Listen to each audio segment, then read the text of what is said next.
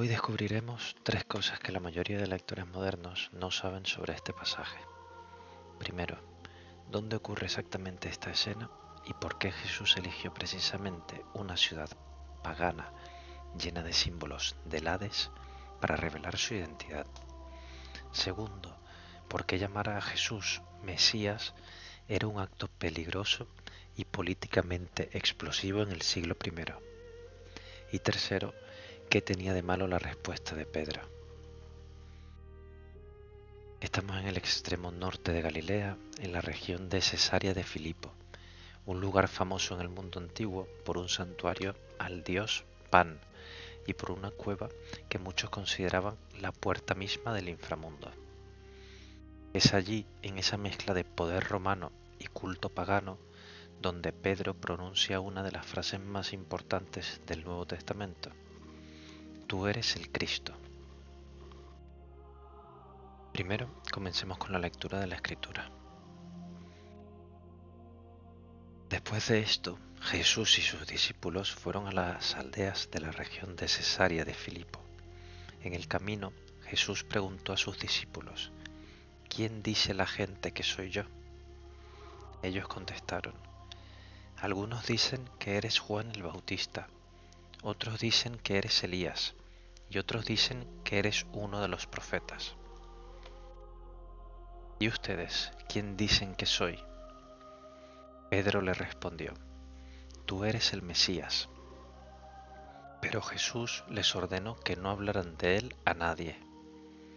Jesús comenzó a enseñarles que el Hijo del Hombre tendría que sufrir mucho y que sería rechazado por los ancianos, por los jefes de los sacerdotes y por los maestros de la ley.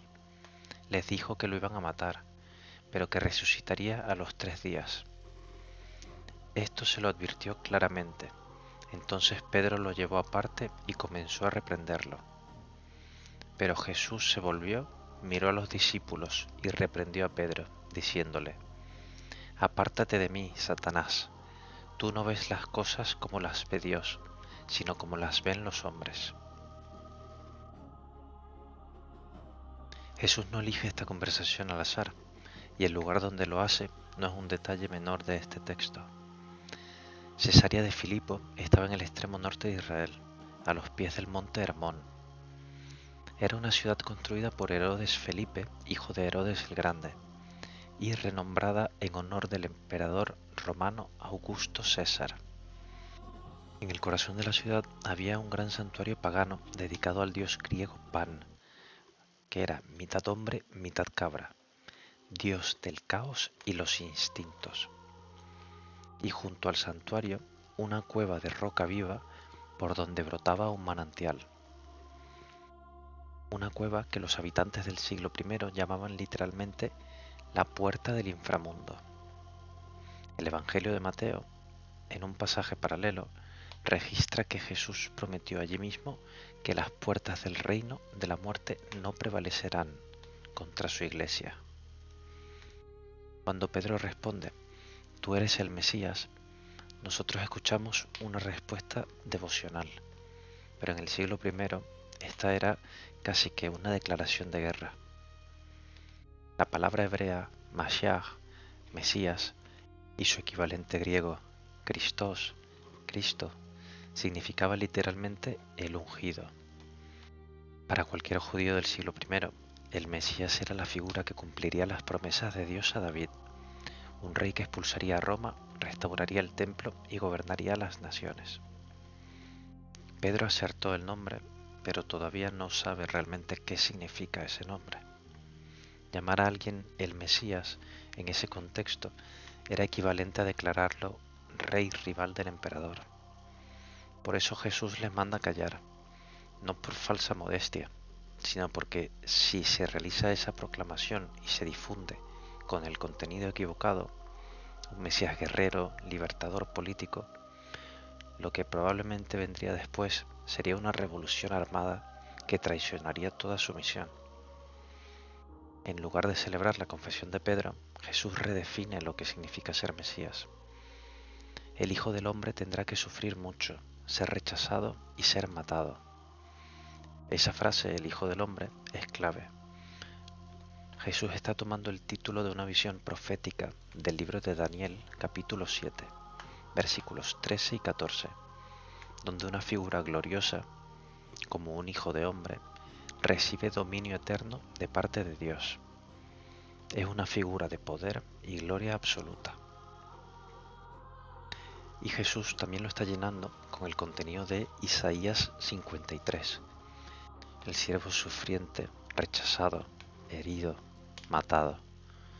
Ningún judío del siglo I esperaba eso. Para ellos era una contradicción en los términos.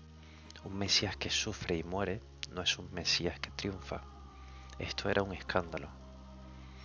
Y entonces ocurre algo que ningún escritor inventaría.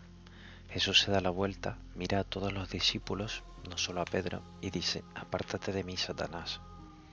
¿Por qué Satanás? No es un insulto personal. Satán en hebreo significa adversario, alguien que se pone en el camino.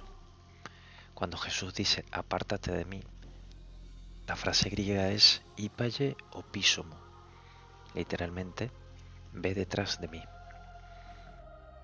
La tentación que Pedro personifica, es decir, un Cristo sin cruz y una gloria sin sufrimiento, es la misma tentación que Satanás planteó en el desierto. Y Pedro la está repitiendo, pero entendemos que con buenas intenciones. A lo que Jesús sentencia: tú no ves las cosas como las ve Dios, sino como las ven los hombres.